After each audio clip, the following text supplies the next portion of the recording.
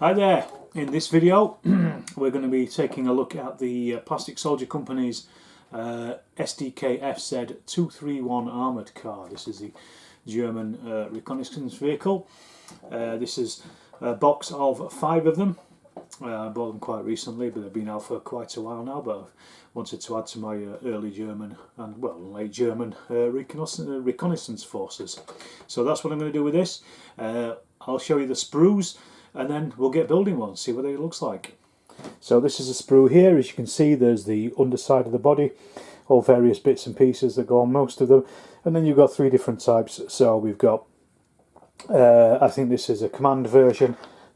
We've also got the normal type, and this also can have a radio vehicle as well, and then we've got the Stummel, which has got the 75mm gun. I'm going to make a combination of some of these. I may make a Stummel and I may make a couple of the normal ones. I'm not so bothered about the command vehicles. We've also got some crew as well for if you're doing the Stummel, and various bits and pieces like the radio wagons and things. Also in the box is the instructions. They're pretty clear, pretty obvious as to what they are. Basically most of it is built together through that, and then with Plastic Soldier Company as usual you get the variants, and as I say, there's 4 different variants you can build in this one. I'll probably be concentrating on the normal one, the radio vehicle and the Stummel, but I'm just going to show you how I build one of these. And all colour coordinated, so you know exactly which bits go where. So anyway, enough waffle, let's get building this. So actually putting the things together is pretty easy if you just follow the instructions. The joints and everything are pretty sharp. They're really nicely manufactured, very simple. I started off with the 2 sets of wheels and then put the body together, and again everything really fits really easily together. Put the turret and snapped in the gun for the turret, so all that was drying while I was working all the bits and pieces. Obviously there's some pieces there that I'd had to clean off here and there. The front and back headlights were snapped into place. They sit really nicely in the area they're supposed to, and then they're glued straight on the front as well. So all in all, a dead easy little model to put together. Only a couple of little fiddly bits, but I think this is probably one of the easiest Plastic Soldier Company models that I'd actually built in recent times. So that's quite nice. It was a Friday night I spent just putting these things together, and I went through all 5 around the same time. Just built them. Probably took a couple of hours in total from beginning to end. So then there I'm just putting on the back the spare wheels on the back of the armour plating on the back there, and also adding the armour to the front of it as well. That was slightly fiddly. You don't have to have that on, but I wanted it on because it looks pretty cool as far as I'm concerned. So that was easily put in place. The little brace for that went on with the help of some tweezers. It took me a couple of goes to get it in place, but once it was fine. And then the turret snapped into place as well, so that was it. Dead easy. I also added some stowage because I love stowage. This is just stuff that I've picked up over the years. There isn't any in this particular kit, unfortunately, but this is stuff that I've got, various bits of resin. I use super glue on this just to hold it definitely in place because some of this is metal and resin. And did this with all of the different vehicles, the different types that I was building, and that was it. Absolutely simple. Then I came to prime the vehicles. I use this stuff. It's Wilko primer. It's dead cheap. There's no point paying through the nose for primer. At this point I'd also stuck each of the vehicles onto an empty paint bottle. I use super glue for this because you can snap it off pretty easy at the end, and basically just prime it completely, each of the vehicles with the primer. I've speeded this up obviously, but I've gone through every single one of these, do all these together, do it in a ventilated room obviously, and also I'm using this box here to catch any spray. I then went back with a Plastic Soldier Company's dark yellow spray, just to spray over the 2 Stummel late versions that I wanted to do. So I did these first. The other ones I came back to later and painted by hand, and I'll show you that in a bit. But these 2 Stummel ones I painted with the Plastic Soldier Company spray. It was running out, which is why it took me a little while. Normally you'd get good coverage off this pretty quick. So then I started on the Stummels, and I started with the Camouflage. The later German stuff is 3-tone Camouflage, but sometimes vehicles are only painted in 2-tone, so I decided on that. And this is, I use green, it's reflective green by Vallejo, and I've got a ripped up sponge which I've dipped into the paint, got some of the paint off it, and it looks a little bit like it's been sprayed on. It's a bit more random than if you were painting it on by brush. So as you can see there, but it's literally just dip the sponge into the paint and then just dabbing it on where I think these spots of camouflage are. If you were doing the 3-tone here, you would also add a darker brown colour as well, and then the green over the top of that, or in whatever combination you want. You could leave them just yellow, but as I say, I wanted these to have a little bit of camouflage on them, and I wanted them to be slightly different to some of the other vehicles I've got. And the good thing with German camouflage is you can kind of make it up as you want, because it was sprayed on in the field, so it was completely up to each of the different crews to put their camouflage on as they saw fit, and with what paints were available as well. So as I say, random blobs of this stuff all over. You can do chipping as well in this, using this with darker spots or metal spots. I don't bother doing any chipping on these vehicles because at this level at 15mm you wouldn't really see it from the 3-foot rule that I employ on any painting. But you know, you might want to do that. I would do it on a larger model kit, because you're looking at more detail, but on these I just don't bother, to be honest. These are being painted quickly to get them on the table. I would probably have all of these painted in a full day, a Saturday. So continuing with the Stummels, we then move on to the ink wash. So here I'm using Agrax Earthshade from Gaines Workshop. This is my favourite wash of all time, and it's great because it's brown, so it fits with the yellow. You could give it a filter wash, but I've not really bothered. I mean, it's exactly the same thing. A filter wash is an ink wash, really. So I'm just using this just to slap it on all over the vehicle. Make sure you've got good coverage all over it.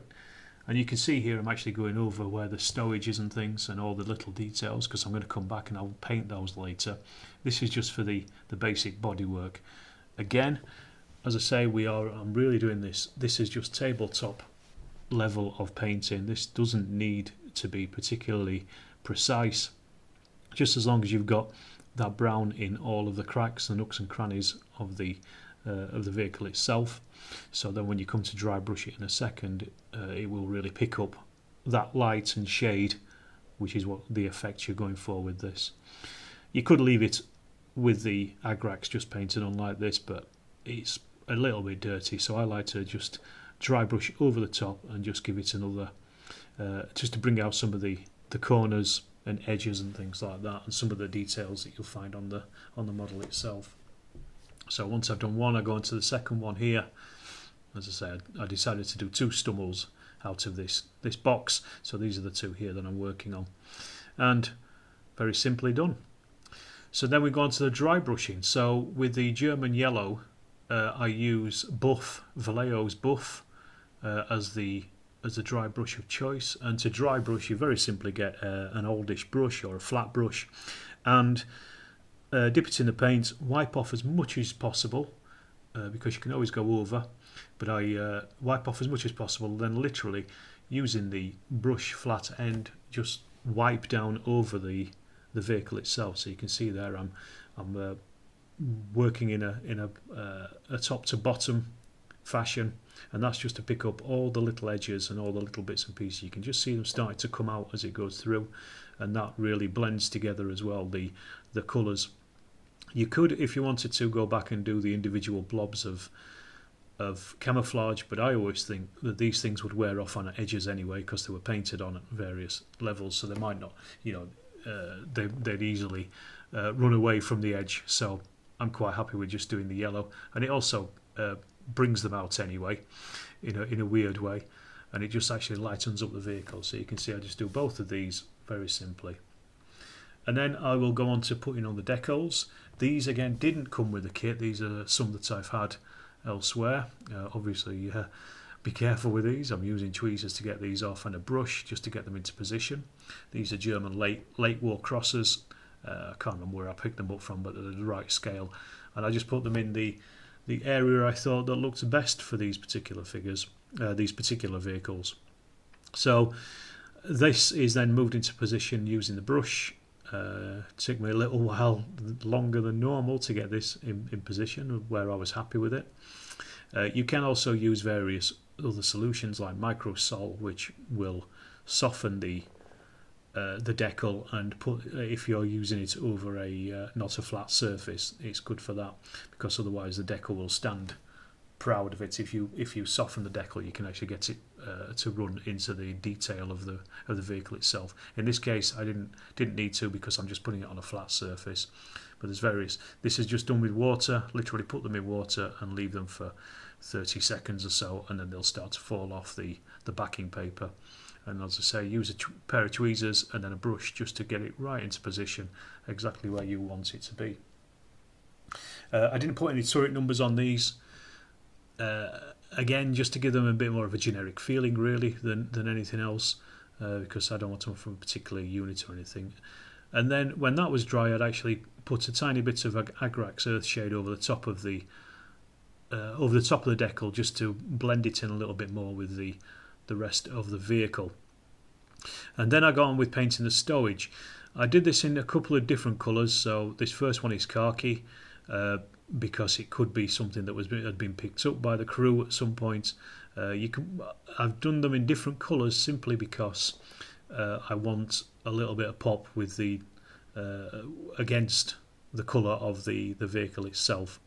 So I went through, chose out a few bags and things on the stowage and just painted them in various different colours. Then I went back. This one I painted in, this is German field grey, so it's like a typical German blanket stuck on the back of these things.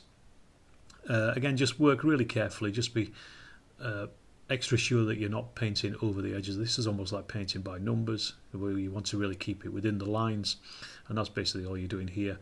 And as I say, this stowage is great for breaking up the lines of a vehicle, and it was definitely used a lot on most Second World War vehicles that were in action. So the more stowage you can stuff on the things, the better, I think. I absolutely love the stuff. So yeah, I went through every single bag. You could put different colours on there, like I said, different military colours. And then we move on to painting the tools. I've never really had a satisfactory answer if all the tools were painted or left unpainted. I suppose it doesn't really matter. This case I've just gone with beige brown on the handles. So there's a pickaxe on there and an axe, a fire axe. So those are just literally painted over the top of the toolage there. You can see a very simple job, but again, it just kind of makes those little bits pop out ever so slightly. And they were dead simple to paint, just using the side of the brush, because they're quite proud. I then went back with metal. This is Oily Steel by Vallejo, and that was just painted over the top of the tools themselves. Again, I'm not sure if the metal on the tools were painted or not. I suppose there's going to be various exceptions to whatever rule you have anyway, so it doesn't really bother me so much. And then I started painting the black of the tyres. So I started with a spare tyre here on the back of this one. Just be very careful painting around the inside of the tyre, at least where the hubcap meets the tyre. But I wouldn't worry too much, because again, some of these things were painted in the field when the tyres were already on, so you would actually get paint splashing over onto the tyres anyway. But I do try to keep them as neat as possible on a first pass. We'll be covering these with weathering anyway, and also this is the 3-foot rule of a gaming table. So if it's over 3 foot away and you can't really see it, then there's not much point painting it or being particularly crazy neat about it. This is not an IPMS modelling show. This is literally for gaming with, and you want the effect from far away rather than the close-up detail. So what I'll do is then I'll paint the 8 wheels. I absolutely hate painting wheels on vehicles, can't stand it, but these ones, I don't know why I bought them, because they've got 8 wheels, so each one had to have wheels painted, I painted around the hubcap first of all, because after that you can be a little bit looser with the paint once you've got the edge of the tyre painted in. The hardest part is just getting that hubcap bit painted pretty nicely and neatly as well. And you can see there I've made a couple of mistakes. I've hit the edge of the chassis. Don't worry about it, because we can cover all that up with weathering anyway. If you add mud or khaki as we do later on, it will cover any of those little mistakes you're going to make. And as I say, you will not spot them anyway from the other side of a 6-foot table. So yeah, basically this was the longest process on the model themselves, just because I was trying to be as neat as possible. So I would paint the outside of the tyres, then go back and paint the bottom of the tyres. I tried to do these, instead of painting one full tyre at once, I'd try to paint each of these bits, just because you're moving the vehicle around and you don't want to keep moving it back and forth. So I tried to keep it in one position, or as close to one position as possible, as I'm doing each pass as well. So that's the first set of them really. The inside of the tyre as well is also painted, but you can only really do that from one side. So again, I have to flip the thing over, and you can see I'm painting it just on the inside. The hubcap on the inside is actually a bit more raised than on the front, so it's a little bit easier to get in there, even though it's on the back. And again, you'll probably not actually see this when it's on the table, but I just like to do it because you might catch a glimpse of at least the front or the back tyre, the inside of it anyway. You might just see the yellow of it popping through, and it does distract if you see it. You generally won't, but you know, better safe than sorry at this point. So just keep your paint fresh. I'll just add a little bit more there, and make sure that it is flowing well. You can either add a little bit of water, or I generally just take it straight out of the pot, as I'm doing there, because it's the Vallejo paint, so I've got quite a nice, I think viscosity is the correct term, and the paint flows pretty well without having to add water. You can do if you want to. I generally don't bother, because I don't like going over things twice. So same again with the outside wheel, the other set of wheels. Literally paint around the edge of the wheel first of all, to make sure that you don't hit the hubcap too much, and then we just go back and do the rest. And as I don't know if I said it before, well, I did say it before and I'm saying it again, I absolutely hate painting wheels on these things, but I do know that, you know, any mistakes that I'm going to make will easily be covered by any kind of mud that I want to throw on there later on, because, you know, vehicles do get weathered and mucky, and they're not going to be showroom style when they're running around the battlefield. So exactly the same process as before. Just to reiterate it, I do all the bits that I need to do, and then follow every single wheel doing the same thing. So I'll paint the front of it, then paint the outside line of it, and then go back and paint the interior wall of the wheel as well. So that's really as simple as it gets. It's just a bit of a boring job, and I did say this is the longest section of any of these vehicles really, just because we have to be a bit neater than you would normally elsewhere. So then I've done the first one, I'll move on to the second one, and obviously I've speeded up this sequence. I wish my painting in general could be speeded up this fast when it comes to these things. But once you're past this, you have broken the back of the project and the vehicle, and you are more than halfway there with this at this point anyway.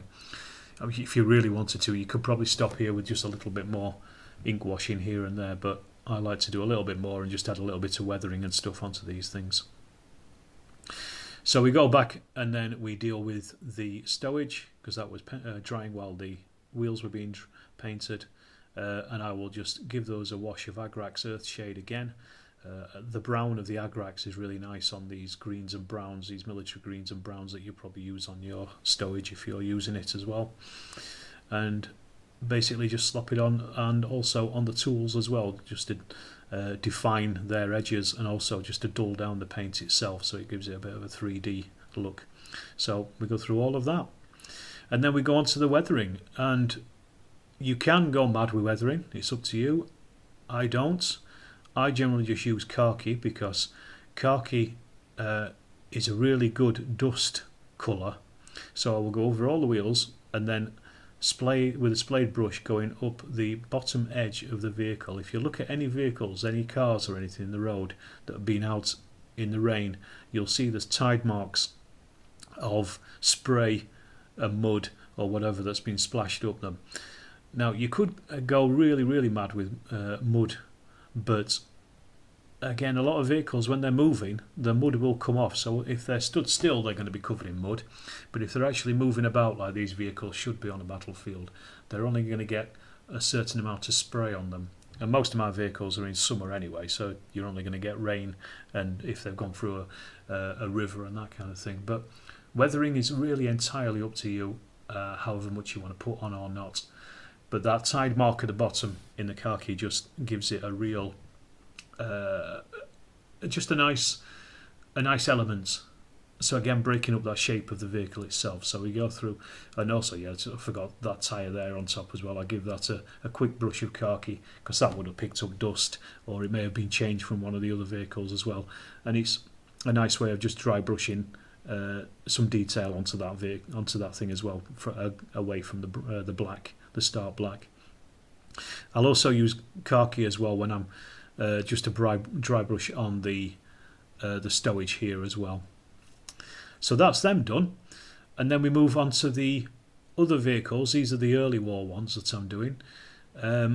These are the this is just the bog standard version of the vehicle, the 231, and I'm painting this in Vallejo's German grey, and I'm doing this by brush because I didn't have it in the spray paints.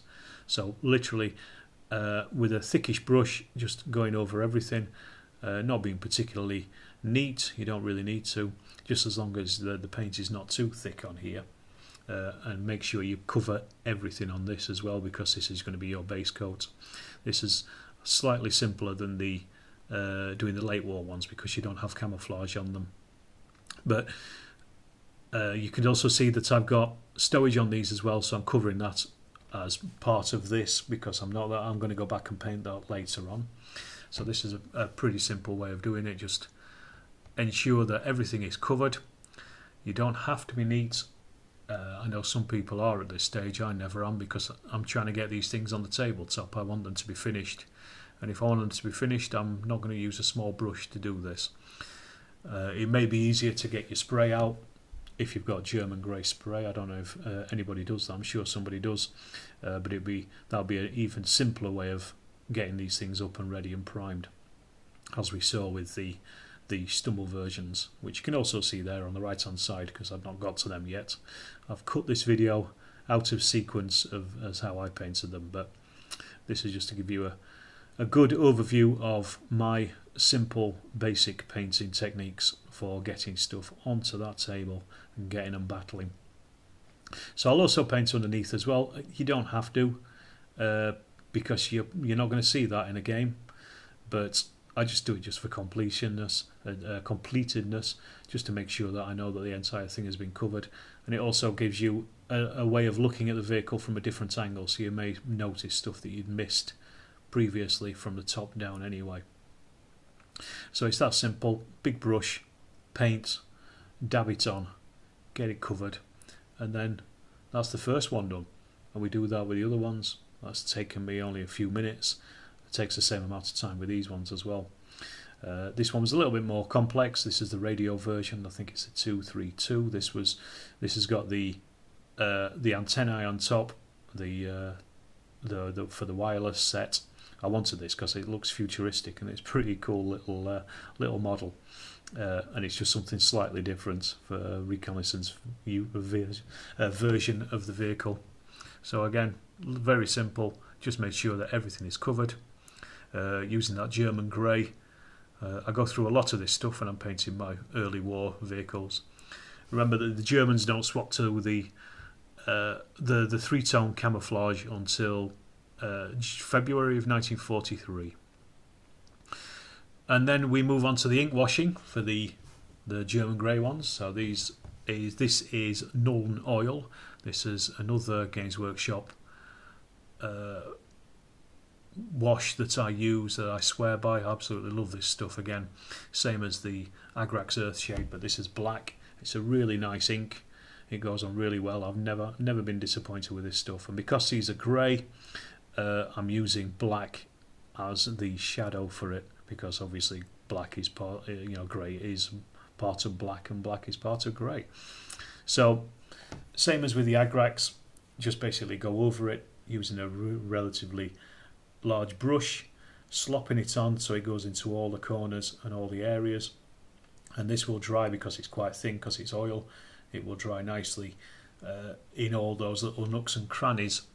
And then when we come to dry brushing these things, it's going to really pick out that 3-tone colour that you can use there. So we're just finally going over the last little bits, get it right into all the tiny bits on the wheels and everything. Make sure you haven't missed anything on these, because that will be important. It will be quite obvious if you haven't ink washed these areas when you come to do the rest of it. So just ensure that the vehicle is completely covered. You can see there how long it takes. I said I painted these in a day. On a Saturday. I started in the morning and I worked my way through. A lot of these ink washes and things take a little while to dry. I'll usually leave them in the sun if it's a sunny day, or you can use a hair dryer as well, just to speed up the process. And it's a quick way of getting through these things. So half a day to build, and then another day to get them painted. And then we move on to dry brushing, and this is very simple. This I'm using Neutral Grey by Vallejo, the same technique as before. We dip the brush, big brush, into the paint, then get as much off as possible, because you can always put more on, but you can't actually take it off when you start painting the vehicle. And you can see there that it's really bringing out those edges, the hard edges of the armoured car itself. And you see the difference there when I put it down compared to the one that has yet to be dry brushed behind it. And it just really picks out all the details. So it helps you anyway when you come to painting bits and pieces later on. So I add some decals here. These are early war decals that I put on. These are just basic white crosses. Again, very, very simply. Unfortunately, Plastic Soldier Company don't provide these in their kits. I think they might do separate ones for sale, but I don't have any of those. I've got other manufacturers' decals, but they're all pretty much similar, really. So again, using the brush and the water just to get them into position wherever you want them on your vehicle. And as before, I haven't added turret numbers on these. I could have done, but I decided against it. I thought I just want these as plain as possible, really.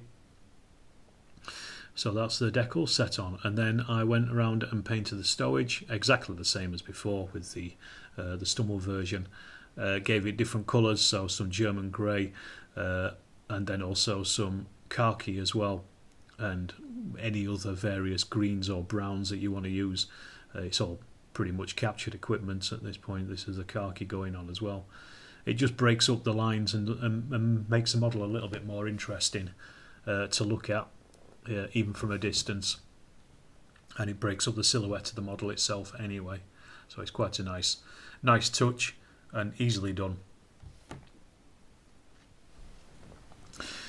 And then we were back to the wheels again. So same again, this is exactly the same process as I did previously, but here I painted the rear wheel. I wanted to do some of the details here first of all, using black. And I'll just talk about this in a second once I've painted this wheel here.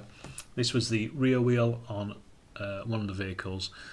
Painted it really simply as before, just painted the outline around the hubcap, and then painted the rest of the wheel itself as well. You can just be a bit careful because you're up against that whole side and you don't really want to make a mess of it. And then I went and painted the metal parts. Now I wanted these as rust. These are the towing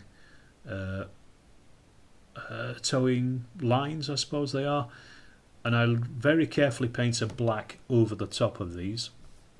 And this is my method for painting rusted vehicles or rusted equipment. So you go very, very, very carefully over the lines of the lines themselves. They stand quite proud, so it's quite easy. Just use a small brush and the side of it as well, just to get those edges. And this is the base colour for a rusted piece of equipment. You can see there it kind of stands out slightly with the against the grey. So same again, I just go over.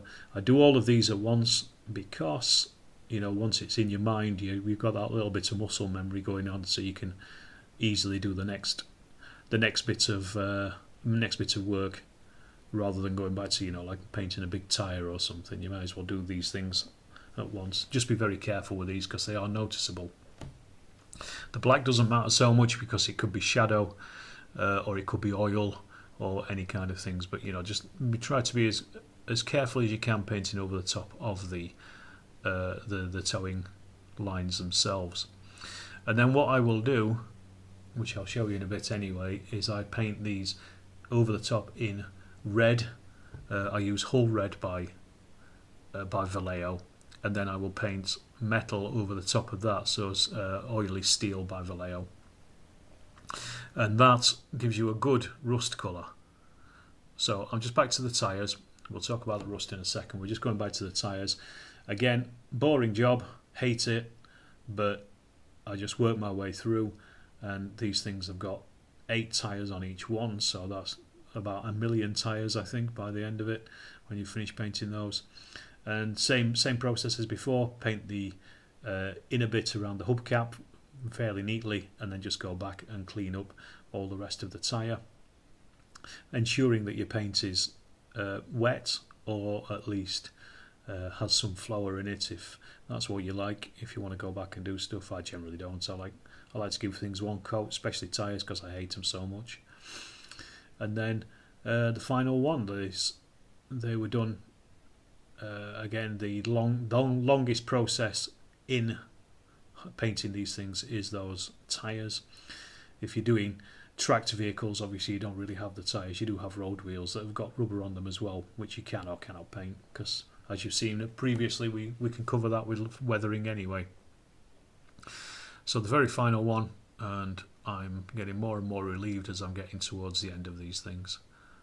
Did I mention that I hate painting tyres? I probably did. If I didn't, I hate painting tyres. So that's them simply done. I then paint the tools again for these things. Because you can't really see them, I wasn't too bothered about them, but I got the painting done for those. And then, as I say, I went back and I painted Hull Red over the top of the black on the towing lines. You can see it there. And then went back and painted up the last bits of the tools in Oily Steel, and then went over the top of the towing lines with the Oily Steel. You'll see the difference once I've done this, and you don't have to paint, just paint this almost like you're dry brushing it. So don't put too much on, but ensure you can actually see this. And at the moment it's going to end up looking quite bright and sharp, but we're going to dull that down with some either Agrax or some Nuln Oil, just to take off that sharpness of the metal that's gone over the top. But it gives you a good rust colour for these kind of things. So we're back to the Agrax Earthshade. You can see there I just put a tiny spot on the decal just to dull that down as well, and then going back over all of our stowage on all of these just to get that 3D look as well. So everything is basically done in these stages. It's all quite simple. And there we go again, the dulling down that the German mark and adding the Agrax to the tools.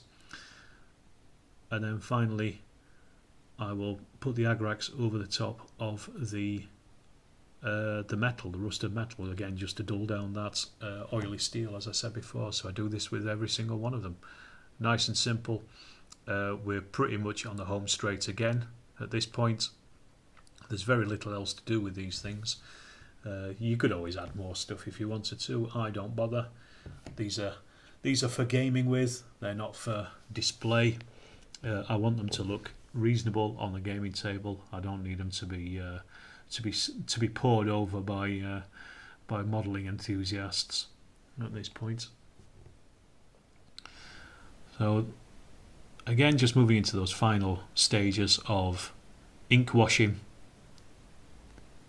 If you can get hold of this stuff, Agrax Earthshade, then do, because it's fantastic. It's absolutely it's a real lifesaver when it comes to painting any miniatures or vehicles. It's a great paint. And then with our very last one, this is the radio version, so doing exactly the same as before with everything. I'd just be a little bit careful with the ink washing on the decals, because it may the liquid in it may move them slightly, so ensure that they're completely dry from previously. You could varnish them before doing any weathering and things. Again, I don't. I mean, that's one thing that military modelers do with the bigger scale stuff. They varnish before they do any weathering. I don't bother, not to this scale anyway. There's no point. So that's the washes done on those, and then we go back and we do the dry brushing of khaki again to weather these things. And again, you can see this the real starkness of that dry brush really brings out some of the details as a tide mark across the bottom of the vehicle. And I will also then dry brush the stowage at this point. And then I'm spray varnish them. I use Winsor & Newton Professional Artists Matte Spray. Again, some people they will spray a different varnish over the top, a satin varnish. I don't bother. I just go straight to the matte spray. I've never had an issue with it. This is the best stuff I've ever found on the market. It's not particularly cheap, but it is fantastic. I'll put links for some of these things in the description below, so you know exactly what I've used. But this is great stuff. Ensure that you sprayed every part of the vehicle, top and bottom, and then leave them to dry. Meanwhile, I start working on the bases. So I use plasticard, 1 or 2 mil thick. 2 mil's a bit better. Just measure out how big the vehicles are, draw it out with a pencil on the plasticard using a sharp knife, then cut out the plasticard. Don't forget, measure twice, cut once. Cutting out each of those bits, I'll just take off any excess and then slice out each of the individual bases. You don't have to base your vehicles. I do because I like it. Then I'll clip off the corners so they're not so sharp, so it's a bit more rounded, and then using a file just smooth those corners right off so they're nice and rounded. It's a dead easy way of making some bases up here. Pretty cheap as well if you get plasticard. Again, I'll put links for this stuff in the description down below. So you work your way through all of these. This is quite a boring little job, but you know it does help with the vehicles in the end. And then once I've cleaned up and smoothed off all those edges and corners, I'll just ensure that all the plastic is gone. I use this stuff, which is Earth Texture by Vallejo. It's a pot of texturing material in an earth colour, and you basically daub this on with your paintbrush. I'll generally do things like this whilst I'm waiting for other parts on the vehicles to dry. So you can see I've got the vehicles there on the side waiting to dry. So I'll do most of this stuff all together. I don't do the vehicles then the bases. I do the vehicles and the bases. So this stuff is just daubed on with a big enough brush. It's got a nice texture to it. It's we're not actually going to see this because I'm going to put static grass over the top of it, but it gives you a good base for using static grass later on in the process. And stupidly, I forgot to record me putting the static grass on, but basically you just use PVA glue and then dip these things into a tub of static grass. You can use a static grass applicator. Again, I don't bother because I'm not that fussed about the static grass standing up.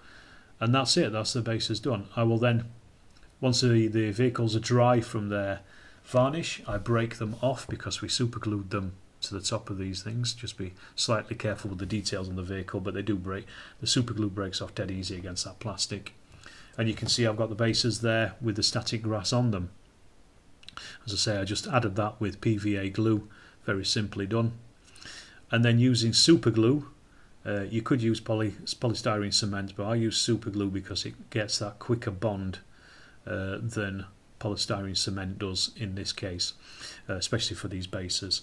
So on each of the tyres, just to ensure there's going to be a good bond of the vehicle to the base, I'll put a blob of super glue just on the inside so you can't really see it from the outside, and then just place it in on top of your base, ensure it's in the centre so there's no part of the vehicle hanging over the base, and then just press it down and make sure that your super glue has held it.